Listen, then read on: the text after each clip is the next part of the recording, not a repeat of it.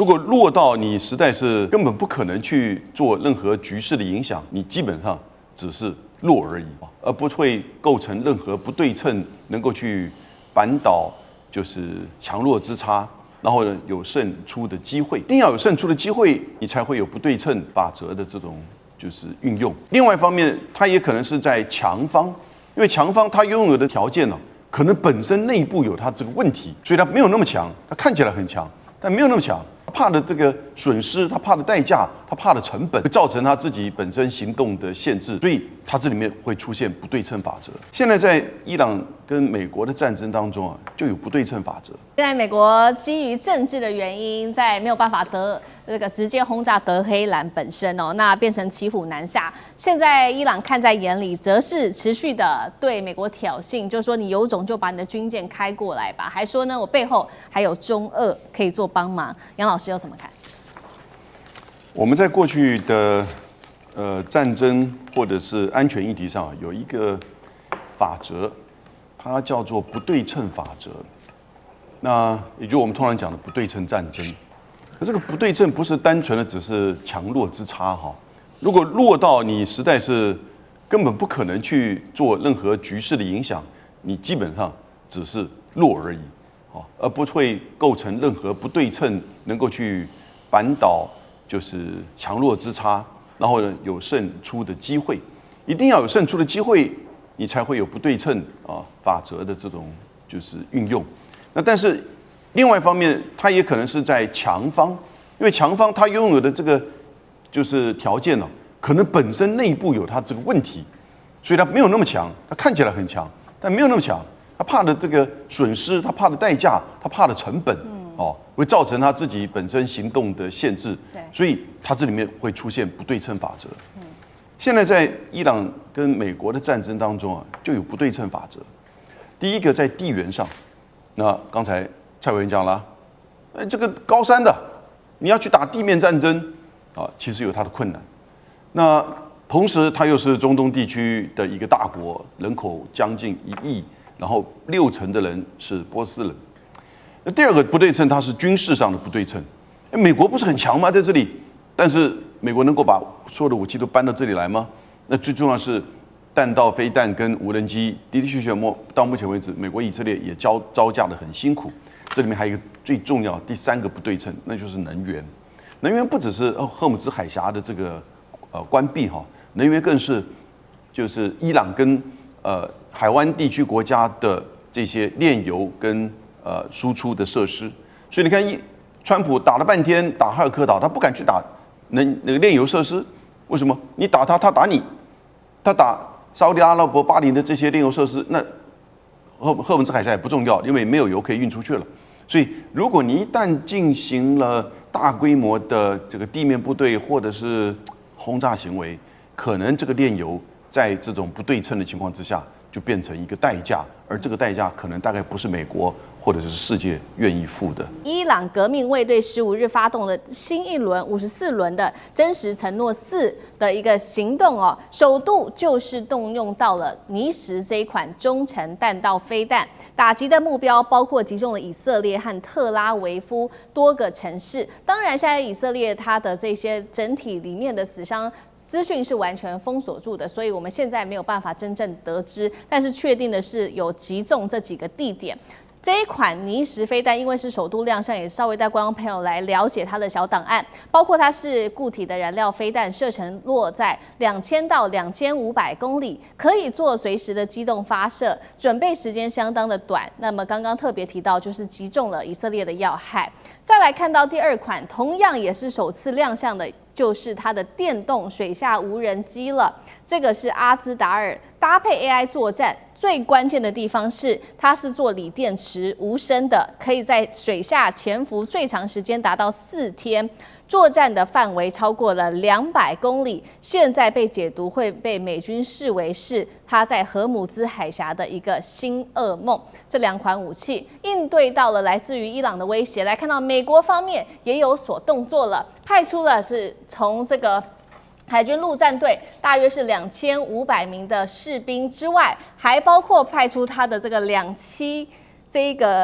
攻击舰，这个是迪黎波罗号。玻璃号前往中东地区。另一方面，现在呢，川普也拉拢他的盟友们，总共是6国的盟友，包括了中国、法国、日本、南韩、英国，要求他们派自己的军舰来护航荷姆兹海峡。而目前为止，只有日本一国是稍微有回应，说这个态度是审慎来做考虑，其他国家几乎是默不作声，或者是说不愿意加入啊。再来，川普威胁的对象还有北约国家。他说，如果北约啊，你接下来不协助我们来保护荷姆兹海峡的通畅的话，将会非常糟糕。并且呢，他也说了，原定我要跟中国国家主席习近平见面的这个峰会，现在碰到这种状况是可能延后的。伊朗革命卫队则是发出了最新声明，美军有种就把你的军舰开过来吧。节目一开始，我们要来特别关注到伊朗的这2款武器，刚刚讲的尼什弹道飞弹，还有这个 AI 的水下无人机阿兹达尔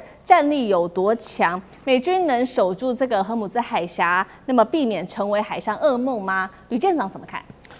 这个尼什跟以前它的弹道飞弹最大的差别啊，也就是这么长的一个射程可以远达2000到2500公里，但是呢，以前的通通都是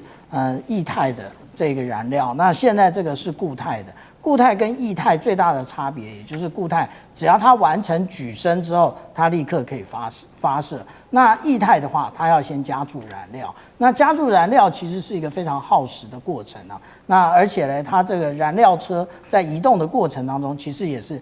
非常的危险。那如果我们来看啊，这里面没有一款飞弹是尼什啊，那也就是我们是做出比较说，我们可以看得出来说，以前的，例如说距离比较短的，那它的这一个多半都是固态的。那液态的话呢，我们感觉起来它的射程比较远。可是呢，实际上来讲，它的缺点我刚刚已经提到了。那这一个距离，我们讲到说，其实它到以色列啊，它要攻击以色列的话，其实它并不需要这么长的一个射程。那它为什么还要用这个2000到2500公里的射程？最主要的，也就是它要那个速度，也就是当我的这一个弹道飞弹呢，我的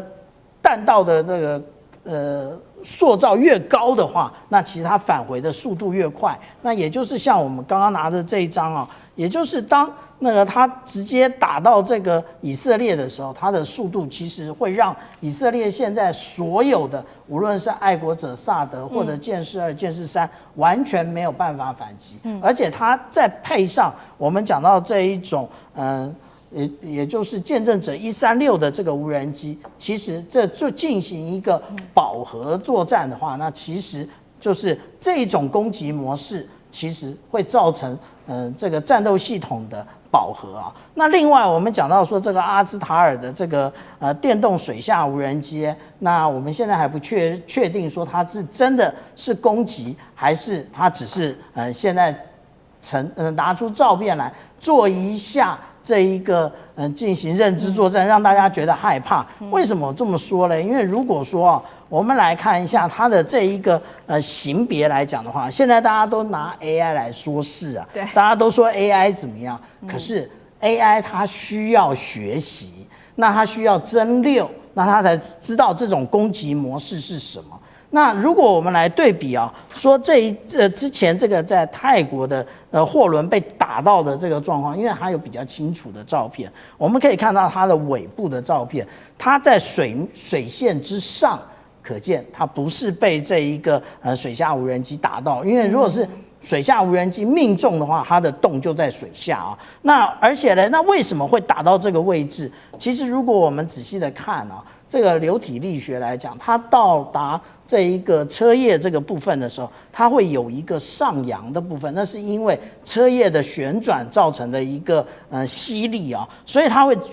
直接撞上这个。那它撞上车叶或者是舵轮的话，实际上来讲也瘫痪了它的可能性。那我们刚刚讲到说，有关于这个阿兹塔尔，那当然我们对于伊朗啊，不能够太为小看它，因为其实它的大学或者是它的研究机构，而且凭借着它被这个经济封锁这么多年了，它还可以有现在的这种打法，平均一天发动3次的攻击啊。那如果这个的话呢，它必须如果我们讲说一个水下无人机，它要能够成功的攻击，除非是它在空中有这一个无人机的配合，不然的话，它就要有非常完整的，无论是在声学或者是有关于说这个船只通过的压力的特征，或者是我们讲到说这一个有关于这一种部分的除了压力还有磁性之外啊，我们来看这个是去年啊，93阅兵的时候，解放军所展现它的一个囊夹式的一个水雷，那我们就可以看到它在这个头上面啊有非常多的这一个征收的装置。那我们如果说按照它的构型来做分类的话，我们就可以看到白色是一组，黄色是一组，红色是一组，也就符合我刚刚讲的有关于声纹或者磁性还有压力的部分。但是我们讲到说有关于这一个霍姆兹海峡哦，那是不是能够掌握？其实跟海流有关啊，你要放什么水雷都跟海流有关。为什么之前放水雷都不会跑到印度洋去？因为它这外面是有涡流的，也就是它绝对都会被挡住在这个里面。所以任何一个沿岸国家要使用水雷或者是水下无人载具的话，必须要对于水文或者是你的对手的声纹、压力、磁性要有一定的了解。好，面对美国现在面对伊朗的这一场长期消耗战哦，还包括了水雷战，甚至伊朗寄出的各种的黑科技武器。那美国方面呢？美国最近找上了这个说要组成的6国联军，一起来守护荷姆斯海峡。结果北约对他冷眼，那日本还稍微说，我会考虑一下这样子。那为什么这一群盟友现在只能旁观吗？这是第一个问题，请教委员。第二个问题就是美军派的这个迪黎波里号，它的战力到底为什么急派从日本派过来？委员怎么看？我先说明一下伊朗的武器哈，尼什这一款弹道飞弹不是新的东西，是2008年就试射，2009年就服役，只是他没有拿到战场上来秀而已哦，差别在这里哈。它没有特别先进。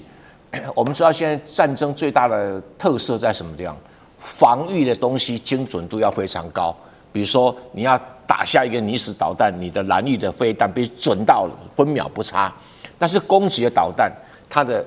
攻杀范围就非常的大，反正我打不到你左边，爆炸范围影响到你右边就可以了。所以攻击的武器容易做，拦截武器不好做，所以拦截的武器成本非常高，攻击的武器成本非常低，相对而言，所以变成说我的攻击的武器量够的话，那你拦截的武器基本上效果不会太好。那这句话供那个台湾之盾做参考，是有这么一个特色在。那这个从战略来讲你要这样看哈，美国之所以能够在世界维持一个霸权，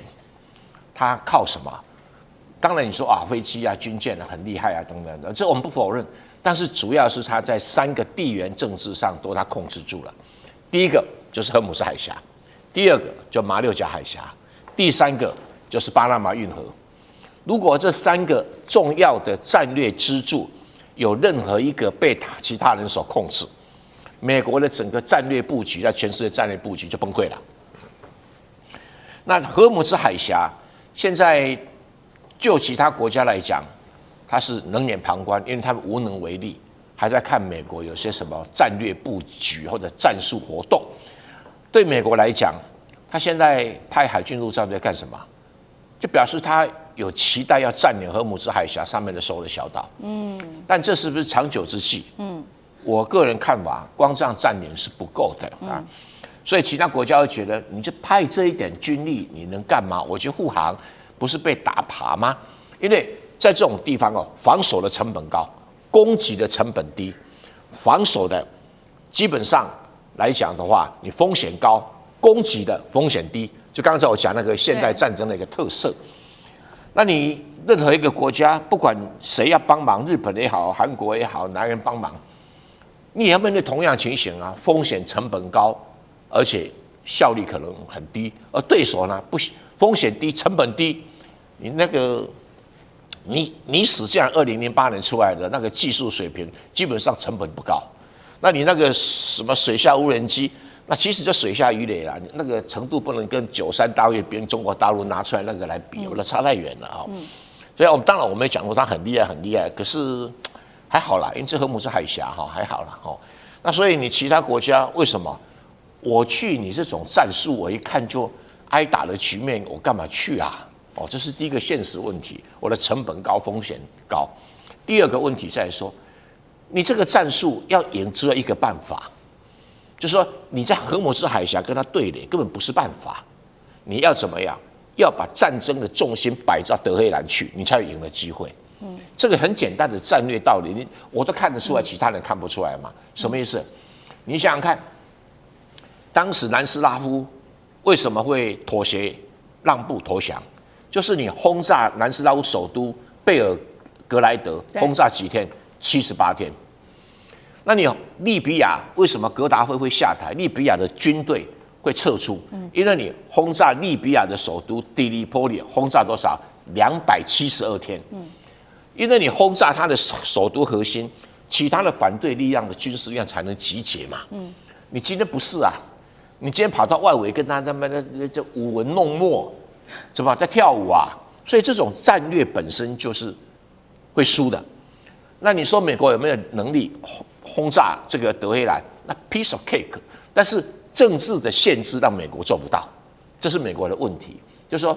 美国会很多人问你啊，你为什么轰炸德黑兰呢？啊，你为什么呢？好，所以川普一启动这个战争就没有想好，他本来是想要捡便宜，就是我把你哈米尼炸掉了，革命卫队领导炸掉，国防军就会起来政变。哪知道他一直呼吁国防军接管政府，国防军不敢。为什么？你就凭这样一次轰炸就能够使革命卫队退收？那是不可能的。他的规划者从来没有去想过，比那个利比亚的能力比德黑海还差他都轰炸272天啊，那你贝尔格兰都还轰炸78天那你德黑兰这样怎么可能？所以要让伊朗从荷姆斯海峡撤退，必须要对整个伊朗进行空前未有的大轰炸。那如果你美国做不到这一点，那你政治上的限制，让你不能做。他其实不是军事能力绝对做得到，他只是现在政治上不可能让他做到。那做到的点就是说，让伊朗到达了什么？这个所谓斩杀线。伊朗的经济、财政，还有他革命卫队的实力，在什么样轰炸条件底下会掉到斩杀线以下？那你这个时候伊朗才可能从荷姆斯海峡退。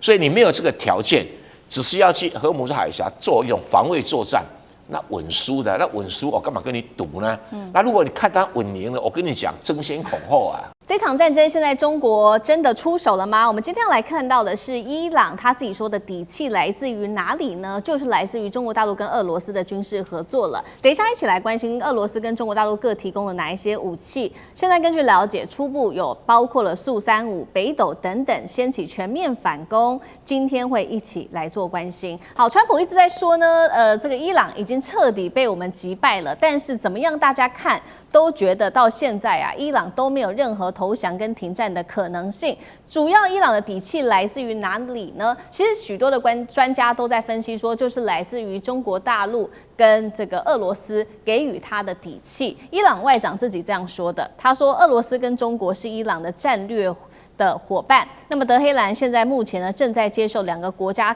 提供给我们的军事的合作。那这当中我们特别来关心到中国提供了哪一些，那么俄罗斯又提供了哪些呢？中国大陆的部分提供的就是北斗卫星，给予它更高的一个精度跟稳定度来做打击，让这个飞弹的攻击可以更致命。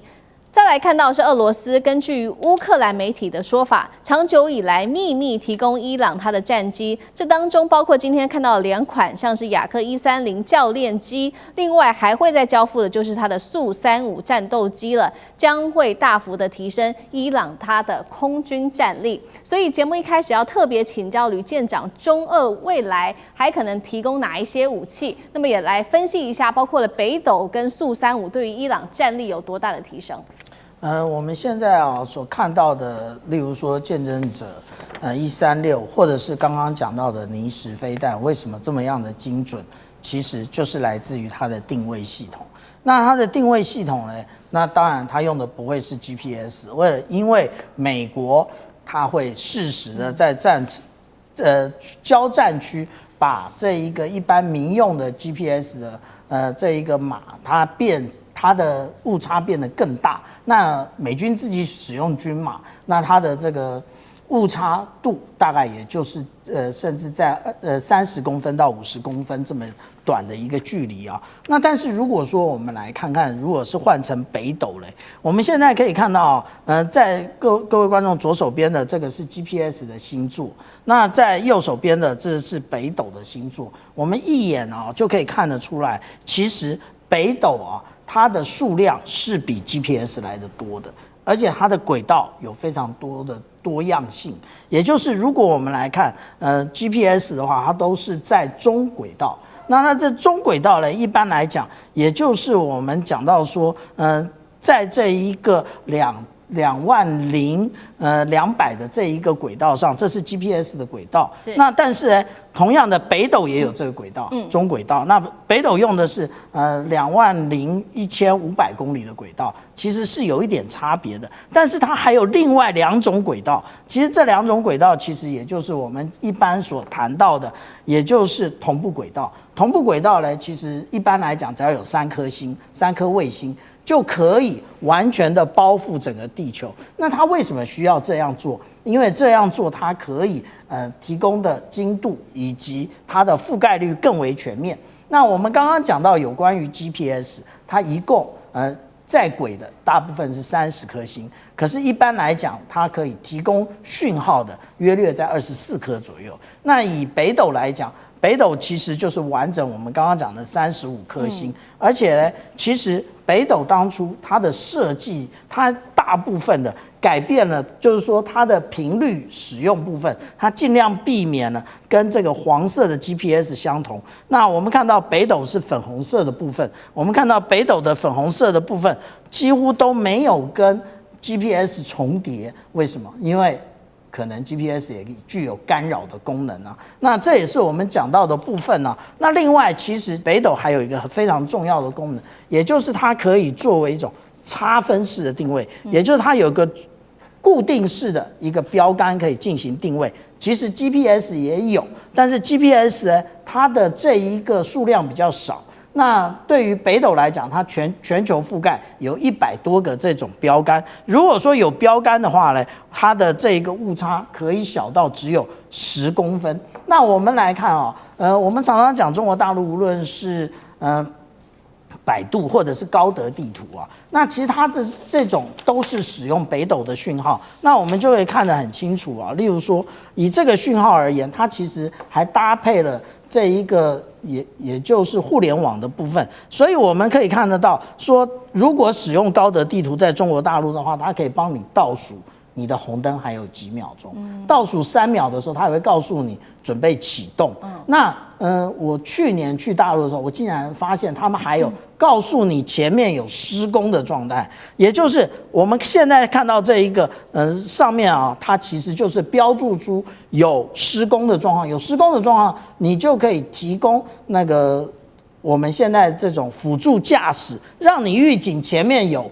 施工而不去撞到。那它其实它的原理很简单，它就在这个警示灯上面，其实就发送了讯号，然后你的北斗接收器就能够接收。那至于说我们讲到这个苏凯35的部分还没接收，那也就是目前没有战力，只能够等到未来下一次可能发生的战争才会使用。好，这个是伊朗接收到来自于中国大陆跟俄罗斯在军事上面的援助来自于媒体最新的消息。那另外一方面，现在呢，这个美国则是看在眼里，他现在也开始调兵遣将到中东地区去了。首先派的就是2500人的一个本来驻派在冲绳的第31陆战队远征队，然后呢还有再派一艘是迪黎波里号它的2栖突击舰前往中东，目标直指就是伊朗在荷姆兹布设的水雷跟夺岛据点等等。那现在大家在关注美军到底接下来会不会发动地面战？再来就是说，这一支陆战远征队它是大有来头的，被称作是美国的911部队。2001年曾经进入到阿富汗的最前线去打仗。那除此之外，美国还除了刚刚我们讲的从日本调派兵力之外，还从南韩调回了包括它的这个萨德跟爱国者系统。前往中东去做支援。现在来自于《纽约时报》做的最新分析，他说呢，美国做这些动作代表的意思就是亚洲不是美国的最新的最优先战场，这是第一个讯号。第二个讯号就是中国影响力提升。接下来会提升。第三个就是各国不能单靠美国的武器来做撑场了。所以先请教杨老师怎么看这个部队的意义？第31的陆战队远征意义，美军抽兵力从这个亚洲往中东，代表的意义又是什么？他比较在意中东吗？老师怎么看？我个人觉得，现在美国、以色列跟伊朗打的这个战争啊，如果再持续下去，扩大甚至到地面战，我觉得这就是美国的霸权帝国衰退的一个里程碑了。过去从阿富汗战争到伊拉克战争，我们就看到在中东地区，其实美国就不断的在这边被牵制，然后呢，搞得人仰马翻，结果呢，没有任何在这种帝国战事上的成就。相反的，它反而是展现了比较单边的帝国主义式的这种入侵。这一次呢，其实从就是国际秩序而言，它的攻击，一方面你都跟人家在日内瓦谈得这么清楚了，结果呢，马上的进行斩首，所以也没有当然任何的证据或者是联合国的授权，所以我是觉得在它的军事以外，我们先讲哈，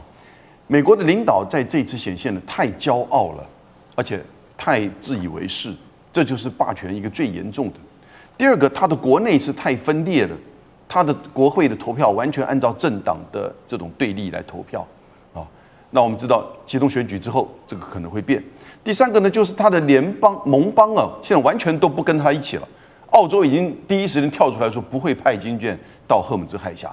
那接下来这军事呢？你的战略目标不明，然后你的战术又被动，你现在派任何的部队，其实你再经过轰炸或者是地面的战争，以伊朗这种9100万的人口高原的地形，然后它可以破坏整个区域的这种石油设施，其实它就跟你基本上玩这种所谓的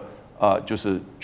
这种所谓的这种零和游戏。那美国自己本身大概玩不下去，所以他到一定的时间，他做这个停损点的时候呢，等你真的如果搞下去，你再做停损点，其实到后来损伤最大的是自己，还不如干脆在这个3月底以前哦，赶快就是自己宣布胜利，停火、停战，然后你去看伊朗怎么办？他会继续打个3天5天，他也大概会停下来，那就进入到冷和的这种状态，这是以前伊朗跟美国的、跟以色列的这种情况。那这样子至少双方都有机会去喘息，然后不会把事情恶化。美国不会在这个问题当中把自己的霸权的地位给赔进去，赫姆兹海峡慢慢的也可以恢复。是好，那另外一方面呢，其实我们也来看，那针对于未来有没有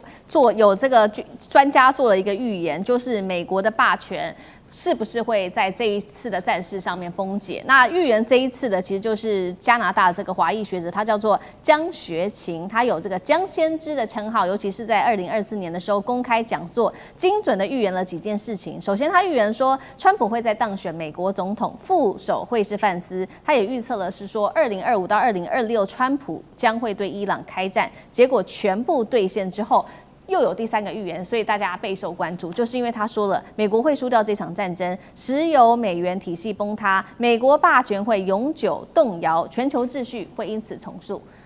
委员怎么看？这些所有的预测当然是很有趣了哈。不过江学勤先生哈，他是那个耶鲁大学还是牛津大学部毕业的，然后在北京大学的附属中学里面教书啊，他教的课就很有趣，他教历史的啊。他本来是学英文，后来教历史啊。那教历史啊，他很喜欢用历史来揣测未来。然后他的框架是谁呢？用谁的框架呢？他的框架不是他自己发明的，他的框架是波士顿大学教授，一个在美国非常有名的叫 Isaac Asimov 啊。他其实是一个科学家，他不是历史学家，但他写了很多这种历史寓言小说，蛮有趣的，看过几本，蛮有趣的哈。那他在这个江学勤在2024年5月29日的 YouTube 上面哈，发表了这个说他预测这个川普会当选美国总统，副手叫 JD Vance， 这个时间点应该不叫预测啦，哦，这个时间点因为在3月份川普已经被提名美国总统了，可是民主党的人还没出来，民主党还在到底是要拜登呢，还是要谁啊？还在弄啊。民主党到了8月才出来哈，然后在4月份哈，范斯就是在副总统名单的第1名，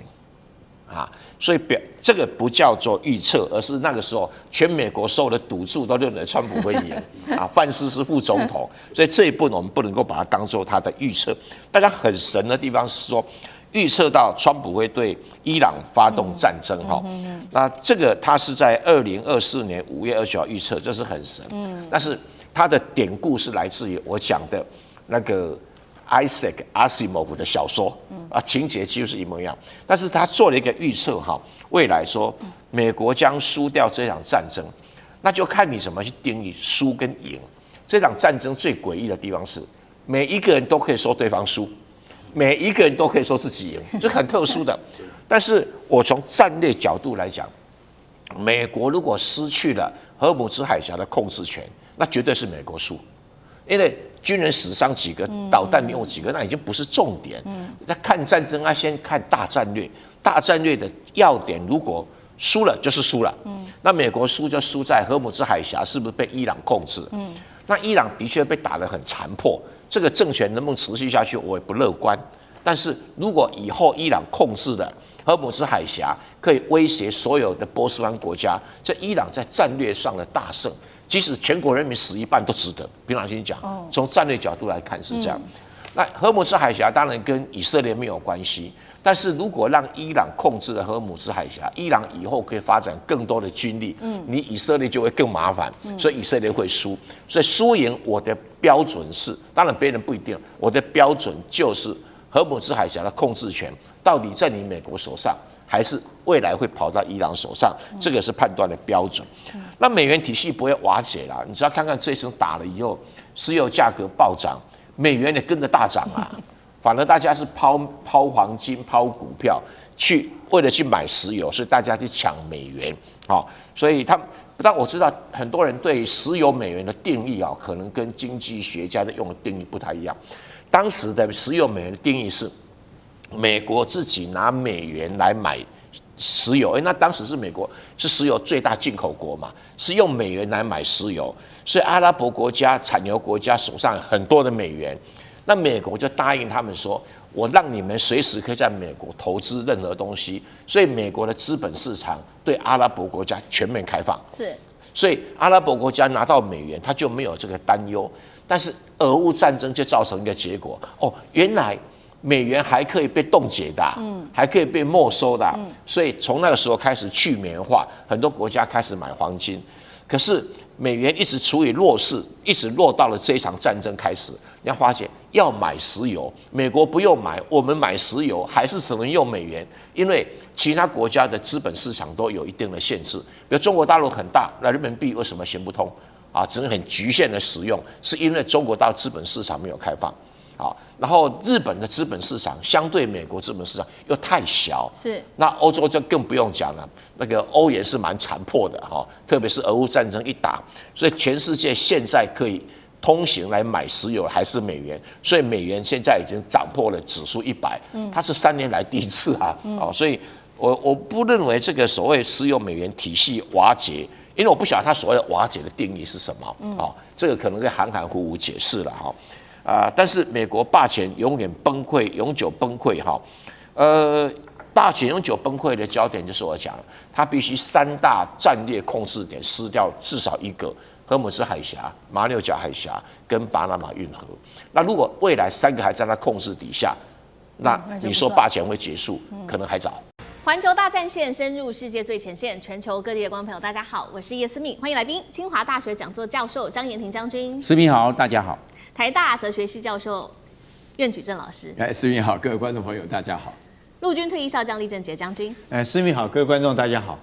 好，观众朋友，赶快来关心中东的情势。今天特别来关心到的是，很不幸的，在这一场美伊战争当中，美军他的死伤数字不断的暴增当中。今天持续的来关心伊朗，他击落了在美军这边部分的加油机之外，还狂轰美军基地。另外，穆吉塔巴最新的最高领导人他也宣布了，接下来要封锁荷姆兹海峡，轰炸美军基地，这些动作会做持续。中东战争持续的引爆当中。好，今天要来看到的是穆吉塔巴，人家说他消失了好一阵子，但是没有想到呢，这一回他在社群媒体上还用了蓝勾勾啊，赶快来放话。他说，接下来他会把荷姆兹海峡给封锁之外，还会持续的大力道对中东的美军基地发起猛烈的打击，誓言他要为他的父亲来做报仇。美伊战争爆发之后，伊朗它始终它的力道看起来到目前为止没有减缓。我们要来看到，确实也造成了对于美军来说是非常高的代价。有非常高的一个死伤数字，我们要来整理一下目前为止的最新进度。首先，在13日这一天是发现了美军的空中加油机在伊拉克的西部坠毁了，这是伊朗说的。主要就是因为被导弹给击落了，造成机上6个人全部都罹难。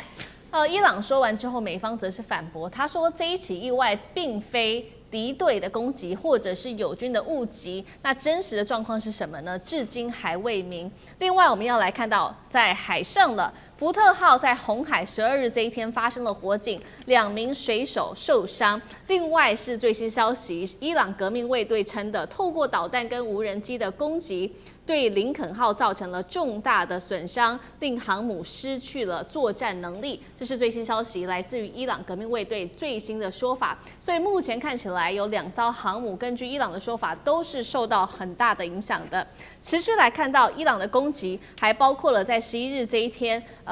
狂轰了美军在科威特的基地，发射的是2枚的飞弹，美军超过140个人受伤，当中有8个人是重伤，非常的严重的，包括了造成了脑外伤，还有弹片伤、烧伤，有人还需要截肢。另外，伊朗的无人机也袭击了科威特这边的美军设施，初步的统计有6人死亡，多个人受到重伤。我们要来持续看到，除了真的有许多人伤亡之外，针对于这些油轮、海上的油轮，伊朗则是使用它的炸药船袭击伊拉克的水域，2艘美国的燃料油轮烧了起来，造成1名船员死亡。再来看到海军基地在巴林的部分，就是主要是美国的第5舰队的所在地，这边的海军的基地也被摧毁，它的关键设施，美军的战力现在也都受到了影响。再来看到的是来自于战场上的军人，美军是这样形容，他当时参加了这场在科威特的战役，他回忆当时的状况还是余悸犹存的。他说，当时的掩体外浓烟四起，火光漫天，场面疯狂混乱。他被弹片击中之后，脾脏受损，手臂、脸都受创了，脸部神经损伤到现在都难以微笑。他说，正在努力的治疗，并且恢复当中。川普最新发文，我们带观众朋友来看到，他说美国正在全面的摧毁伊朗，扬言今天等着看这些疯狂人渣的下场吧。他还说，身为美国第47任的总统，能够杀死他们是一种莫大的荣耀。这是来自于美国总统川普的最新说法。好，我们先来看到这个是空中加油机被击落所代表的意义是什么？美军在中东的空优远程打击，难道受到重创了吗？张将军怎么看？我认为这是个单一事件，但是从单一事件来知道，美军在这方面的风险管控是出了一些问题，应该是这个样。因为空中加油机 KC-135哦，它有3个是要固定的，这3个刚好也是它的短板。那伊朗今天它的突击队或者是它的特战部队、特工部队，如果出动的话，布置得好哦，可以撂下几架。第一个它起飞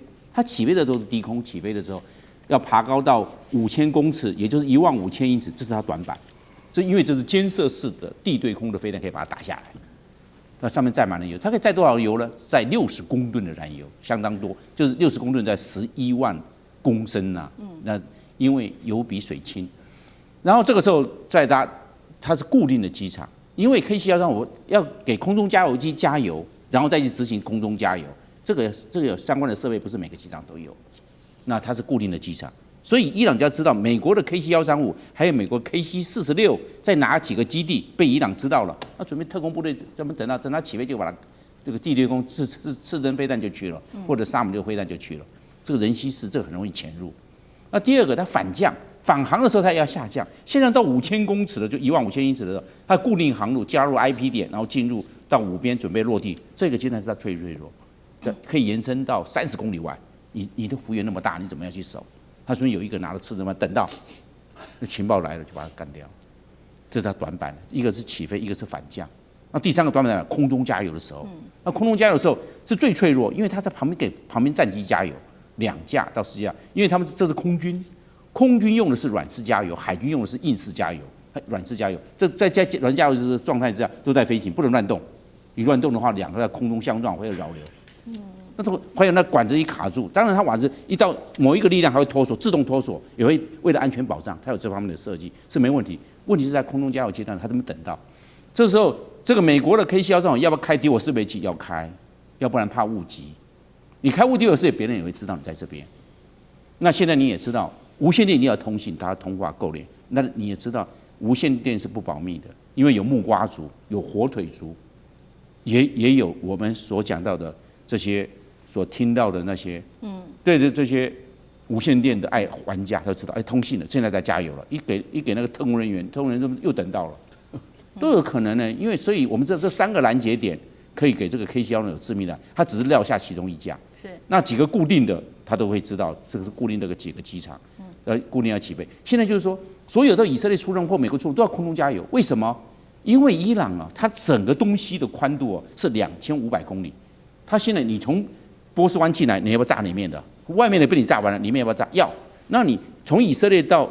伊朗1000公里，再深入1500公里，你就飞了2500公里。那你回去也2500公里，有5000公里空中加油好几次，没有一架战斗机可以飞5000公里的。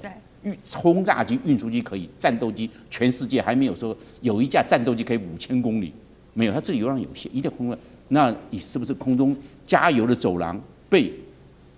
伊朗知道了，你空中加油廊在什么呢？固定在那个地方空中加油，那个地方比较安全，但是却漏了短板出来，让伊朗掌握。伊朗特工人员、特战人员，还有他的潜伏的敌后部队，就实施狙杀。所以这是第1架，所以我认为美军一定要特别小心这3个拦截点被伊朗所掌握。好，这个是第1架第1架的空中加油机被击落下来，被美军视为是很重大的一个挫败。那另外一方面，我们刚刚讲了嘛，这个美军的基地很多个基地都被轰炸。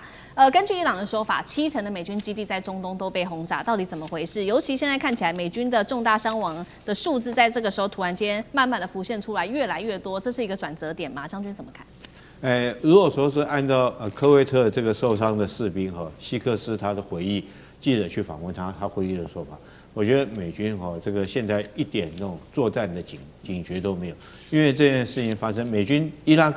以色列是在2月28号主动对伊朗发动攻击嘛，那你已经对人家开战了，你这些士兵怎么在这个你的基地里面一点防备、一点那种战情、一点敌情观念完全是没有。按照他的叙述方式是什么呢？他在那边，他看到先是听到声音听到有飞机的声音很大声过来，然后他抬头一看，他看到有一架飞机往他们这边冲过来，紧接着就爆炸。那我们从他的叙述里面，我们第一个知道，这美军在科威特基地，他们把它当度假。他们之前认为说到中东去是在度假，那边是很舒服的世外天堂，比在美国本土还舒服，所以他们完全没有那种战备警觉，那仗都已经开打了，你们居然还在这边一点这种钢盔也不戴，然后防弹背心也不穿，然后还在那边跟在度假一样，那到底被袭击的当时你们究竟是在喝咖啡还是在怎么样不晓得但是照他所叙述的，并不是在执行战备任务，这是第一个，我觉得他没有敌情观念。第二个来讲的话，这个无人机我们都知道，它叫做见证者136，在俄乌战场上，连我都知道，他们把它戏称为什么叫做小摩托为什么叫小摩托？就是它声音很大声，它是那种就是50cc 的这种摩托车引擎在发动，所以它老远就听到声音，这个士兵也听到声音。你为什么听到这种声音，你不晓得说是这个是敌机来袭，赶快卧倒或赶快找隐蔽部，你还抬头去看？这第二个证明他们完全没有训练，说这个是敌机。那第三个，我觉得这个你既然是美军的基地来讲，你这种飞机不是打不到，它时速只有100多公里，是很慢的这种速度。那你如果说是用50机枪的话，你都可以将它打下来，不是说不能打下来的。你不要说用导弹啊，这个依照我们陆军来讲的话，像这个时速100多公里的，我们陆军以前有一个叫做对空监视哨，你知道吗？如果各位观众有兴趣的话，这个你看它四周就是50机枪而已，就是我们每天都要派对空监视哨在那个地方。那你这时候你这个基地外面居然没有派对空监视哨，如果有对空监视哨，你一挺50机枪哦，或者是4管50机枪，那种传统，如果说你美军以你的装备的话，你3-5快炮，这种都是很传统的火药，你都可以把这个飞机打下来，你不见得一定要用到刺针导弹啊那种高超，用武器就可以打，可见得他们完全没有防备哈，所以可见得美军在这场战争里面哈，这个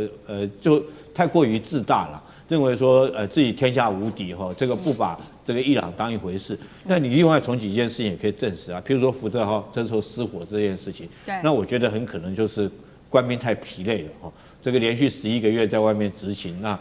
一定会有所疏忽，所以造成这样失火。在这个时候失火，失火可能对舰体伤害不大，可是对面子挂不住，新闻一爆出来，你美军到底在搞什么？到时候全世界会瞧不起你美军。是好，那老师又怎么看？这是一场全面的消耗战吗？长期的？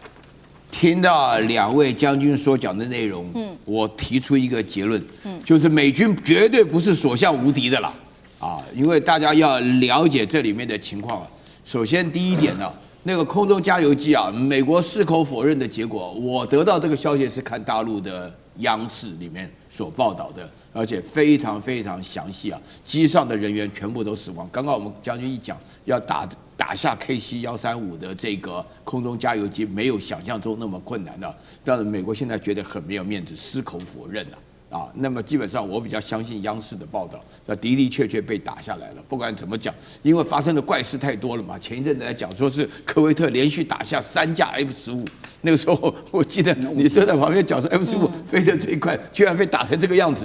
那个就是说是里面都说是误击，对不对？都说是误击，哪来这么多误击啊？对不对？好，这是第一点。然后第二点的话呢，那个福特号，因为现在有3架航空母舰嘛，对不对？福特的、林肯的，还有那个乔治布希的，准备往那边去。那个林肯挨了弹以后呢，跑到1000多公里以外的话呢，那么就是躲的，因为他一挨弹的时候，代表一件事情，就是你刚刚讲到说是这个穆杰塔巴他们讲说。他今天在 X 发表，他就3项原则。第一个的话呢，荷姆斯海峡是绝对封闭的，你要过来的话呢，其他各国麻烦你叫美国的驱逐舰来护卫你，来试一试，那就是太有把握要打掉你了。所以你在这种情况下，那这个福特舰的话呢，前一阵子就是电磁弹射有问题，后来是厕所有问题，那现在是连洗衣房都烧火了。那这个还得了？很多人就在讲说，是不是福特舰里面的官兵觉得说这场仗打不下去了，缺乏公义，也缺乏什么理由是不是官兵自己在搞？原来厕所搞不通的时候，就会觉得我们大家都有经验，厕所让不通，你把东西丢下去就不通了。所以在这种情况下，然后第3点的话呢，我是觉得说是那个美国现在，因为我今天看到那个希克斯在讲到那个科威特的那个兵虽然我们刚刚厉将军讲得非常清楚这一点防卫意识都没有。美军到中东去当兵，纯粹他自己讲的就度假。我小的时候看到美军我9岁的时候美军才走美军在台北真的跟度假没两样，你知道吗？我家里一个朋友，他个房子租给美军那不得了我跟你讲，美军的生活简直是糜烂不堪那大家会注意到，因为他们生活好，有钱嘛，对不对？生活水准高。可是呢，在这种情况下来讲，你到了科威特，用度假的心情来面对一个惹到这个穆杰塔巴这种家国仇恨这么深的圣战，请大家记住对于这个伊斯兰教里面的什叶派教徒来讲，把这个哈梅内伊干掉，等于是把他们的心中的神干掉一样的问题，你就可以了解到这个仇恨已经深到一边这么恨另外一边这么轻敌，那这个仗怎么打呢？在这一场美伊的战争当中，大家就在看说，为什么伊朗在近期它的打击的力道，还有它的精准度，为什么特别的高？现在有一个说法，是不是主要就是来自于中国大陆的北斗卫星在这个战场上面发威了呢？所以伊朗能够精准的命中许多的美军基地。另外一方面，我们来看到穆吉塔巴也就是这个伊朗最高领袖，现在也发文说要号召圣战。还联手谁呢？真主党来一起打残以色列的铁穹，被真主党给打破了他的神话。我们等一下一起来特别做关心3个火箭话题，我们等一下请来宾帮我们特别做解答的。伊朗再发动了另外一轮的真实承诺，这一次呢精准的狂轰了美军基地，是不是跟中国大陆的北斗卫星有关系？来自于伊朗的说法说，美军的中东据点有70%都已经沦陷了，真实性如何呢？再来第2点，我们要来关心到的是黎巴嫩真主党，他只靠了火箭弹就打破了以色列的铁穹神话，还不是使用伊朗的这些高超音速导弹哦。为什么以色列这一次真的挡不住来自于黎巴嫩真主党的这一些火箭弹的饱和攻击呢？最后，我们今天会来关心到的是，大家就在看说穆吉塔巴已经消失好一阵子了，突然间在社群媒体上发文，但是他还是没有现身的，是真的受伤了，还是战略上面一个做表态呢？他是想要吓美国跟以色列，还是趁机做内部的动员？今天就这些议题，我们会一起来做关心。我们先来看到伊朗的精准打击哦，这一次真的是打中了许多的美国在中东的基地，这当中包括了在卡达乌代德基地等等，还有苏丹王子空军基地，都是伊朗的目标。他们说70%的美军中东基地都已经受到了摧毁。北斗卫星真的有助攻吗？我们要知道的事情是在使用北斗卫星之前，伊朗在去年对上美国的12日战争的时候，当时还是用美国的 GPS 的，但是没有想到在战场上面受到美国的干扰哦，所以他现在决定要全面转向使用北斗卫星了。那现在我们也来看看北斗卫星跟 GPS 的比较，为什么现在伊朗反而比较喜欢北斗卫星？先来看到它的数量，北斗卫星有45颗 ，GPS 只有24颗，其实在精准度上，这个时候就可以看出差异了。北斗卫星的精准度是3.6到5公尺，那么 GPS 则是5到10公尺，所以北斗卫星的精准度还是比较高的。再来，北斗卫星是3种轨道的混合，但 GPS 只有1种轨道的混合。特别请教将军怎么看这个伊朗改用了北斗卫星，对于它战力的提升到底有多大程度的影响？当然这是很明显的，伊朗的不管它的无人机或者是它的导弹，它的导航其实道理都是要用这个卫星来做导航先输入它要攻击的目标坐标，然后借着卫星来做导航。因为以伊朗现在的军事能力，它可能没有办法做遥控，包括它的现任的无人机都是这样。所以它一开始输入一个目标以后，借着卫星导航，它自己飞机就去攻击它，并给它定的那个目标点，它在做这个攻击。那为什么这次的北斗卫星它会比 GPS 要好用，更好用？第一个，它的不容易会被干扰到，这个很巧妙。你知道为什么北斗这个 GPS 美国没办法去干扰北斗卫星嘛？那反而其他的大家都可以去干扰这个 GPS， 反而美国不可以去干扰北斗，因为他们所用的频谱那个 GPS 先发展出来嘛，所以它用了很多的频宽，几乎它都占满了。那北斗只能用从中间的，它没有用到剩下的频宽，由北斗来用，所以北斗变成在利用这些频宽剩余的空间价值。但是没想到这反而造成北斗不容易被干扰的因素，因为你如果说是要去 GPS， 你要去干扰北斗的话，你连 GPS 自己都会被干扰到，所以说美国没办法去干扰北斗，这是第一个原因。第二个原因是因为北斗当然它的卫星颗数比较多，45颗然后 GPS 24颗，我觉得还有最大一个因素是这个北斗的授时更为精准只有大概10纳秒。什么10纳秒呢？这个就是说，其实卫星定位很重要一个因素是授时精不精准1纳秒等于10的负9次方秒，你看那个多精准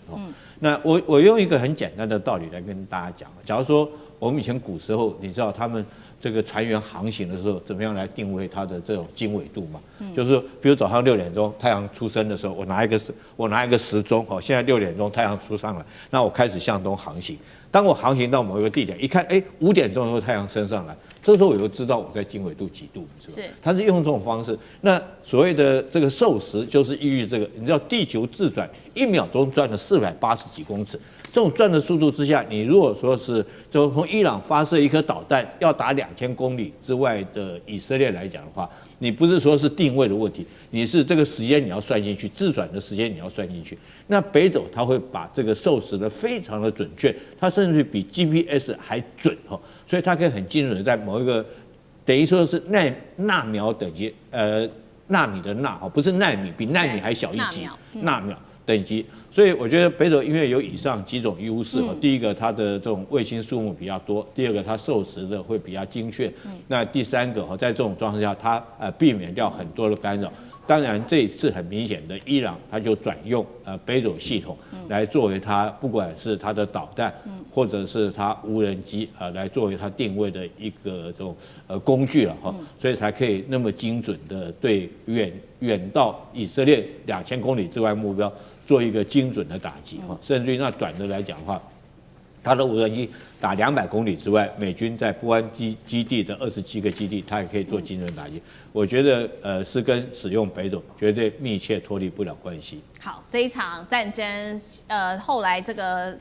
伊朗是特别选用了北斗卫星来打哦，所以现在得力于北斗卫星做了一个精准打击。其实呢，除了北斗卫星在这场战争上面对于中国大陆的北斗卫星对于伊朗有所帮助之外，还有实际的战力，现在是得力于黎巴嫩真主党。我们要来看到伊朗加上黎巴嫩真主党哦，开始对以色列展开大规模的饱和攻击，发动了飞弹、火箭弹跟无人机。那真主党他出动的弹海战术是怎么做的呢？也就是在11号这一天的夜晚，特别发射了超过100枚的火箭弹，结果没有想到这个以色列的铁穹就破功了，拦截率只有50%，甚至传出以色列的海军特种作战的总部遭受猛烈的攻击之后重挫。那初步统计现在也有死伤哦，7个人死亡跟21个人受伤，数字当然都还在持续的统计当中。穆吉塔巴这时候说了，会跟美以奋斗到底，报复到底。再来，以色列则是说呢，这个是以色列总理纳坦雅胡，这个时候他出来说了，他说会对穆吉塔巴等人再度的发起斩首。不过他也坦言，要推翻伊朗政权的目的可能无法达成。我们先来看到伊朗联手真主党为何可以打破以色列的铁穹，而且呢拦截率只剩下50%。张将军怎么看？我认为这是不对称作战，因为这个黎巴嫩的我们讲的火箭炮、火箭弹呢，大概1枚大概30万台币。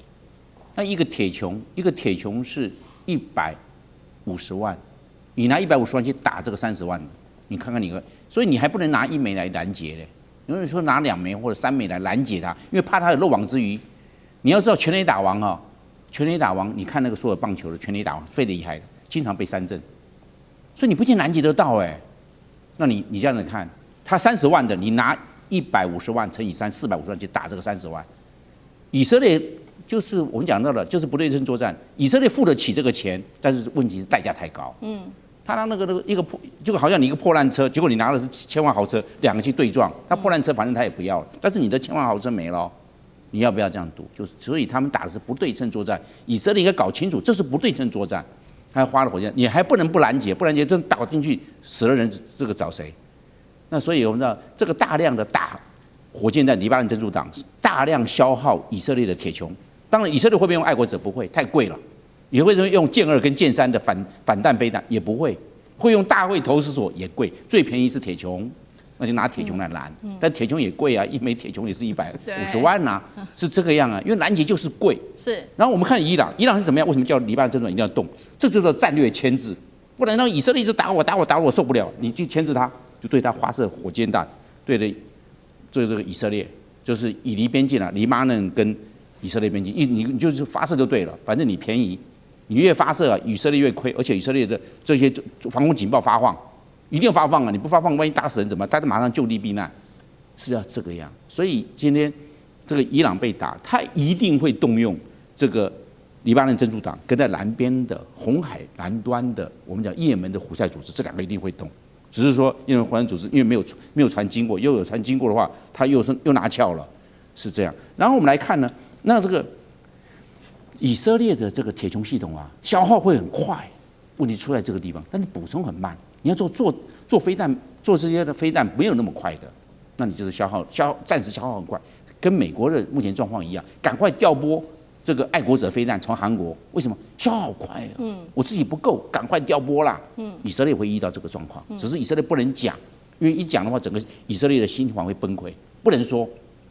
反正尽量拦截就对了，因为不知道能够打到什么时候。这个战略牵制跟这个洗脑会发生一些功夫，但是我们知道这个以色列可以撑得住，但是问题代价太高。它的这些高价的设施会被摧毁，它的高科技会被高科技的设施，甚至呢，我们知道雅虎啊，这个亚马逊啊，或者是个 Google 啊这些相关的，也会这种高价的这些科技单位也会被这个黎巴嫩或者是伊朗做一个反制报复的一个目标，所以以色列都要冒这个风险。好，伊朗的反制动作才这个不对称的作战。那穆吉塔巴为什么又趁势的在这个时候特别发文？因为消失了好一阵子嘛，又特别发文。老师怎么看？这个穆吉塔巴啊，目前为止我可以跟大家保证啊，它是基本上是安全的，曾经受到过攻击，但是没有受伤，因为这个纳坦雅胡说的嘛，他可能要对他进行再次的斩首嘛。对，所以这个大家可以搞得清楚。那在 X 平台上发表了，他用一个蓝色的标记注明它是真实的嘛，但是的话呢，他不会轻易的露面，但是他要讲述他的原则。但是他什么呢？我今天看了以后呢，他就是有2张照片嘛，一张照片的话是他在上面。后面是金光万照，然后底下是他爸爸嘛，大家不要忘了，这个就是什叶派就是大阿亚图拉的继承嘛。原来这个什叶派是不流行这个父业子承的但是现在的情况没办法，他是最想复仇的人嘛，的国仇家恨，他家人被干掉8个人了，所以他心里会觉得说非常难过。只要他有出来讲话的话，那个川普跟这个纳坦雅胡都非常讨厌他，因为这个觉得伊朗这个印查麻烦的搞不定了。那另外一张图片的话呢，刚好就是赫梅尼这个他爸爸哈梅内伊还有这个穆杰塔巴3个人排在一起嘛。这个对于这个伊斯兰教来讲的话呢，赫梅尼就是神嘛，他爸爸应该离神也不远。那他现在继承神的位置，所以构成要强调内部的团结但是不能够露馅呢。一露馅的话呢，因为我告诉大家，以色列那个摩萨德为什么在伊朗特别厉害？大家要搞清楚我查了一下，1948年的时候，以色列建国的时候，有1/3犹太人从伊朗回去的。哎呀，全世界的犹太人很多中国的河南开封有犹太人我都搞不清楚。我在看网络的时候，发现开封的犹太人很爱以色列那莫名其妙，这个过了1000多年了，他们很爱以色列，戴着那个小帽子在里面祷告什么的。那这个说明了一件事情这个以色列的间谍特别厉害，就说你现在长得一模一样，对不对？搞不好还当将军呢。所以说在这种情况之下，以色列摩萨德当然厉害，所以说伊朗就必须要小心一点了，对不对？然后这一阵子的话呢，难得。但是他这个儿子就是这个穆杰塔巴，他宣布此次为圣战，对那这个就没有回转的道路了伊朗来讲的话呢，鱼死网破。所以你刚刚问的很多问题就是说那个一个不要命的，那个光脚的不怕穿鞋的，他就跟你打到死活为止就我就是不活了。我记得这个伊朗现在打这种战争，有一点点像我们原来抗战的时候，突然激起全民抗战意志的时候，一寸山河一寸土的那种感觉，那种气势慢慢出来。虽然伊朗比起咱们这个命运比起来，我们这个中国人命运算是好很多，但是他目前面对的一个亡国灭种的一个压力，它确实是非常非常大的。所以说有这个领袖这个叫做穆杰塔巴，就是要引导这个伊朗的发展。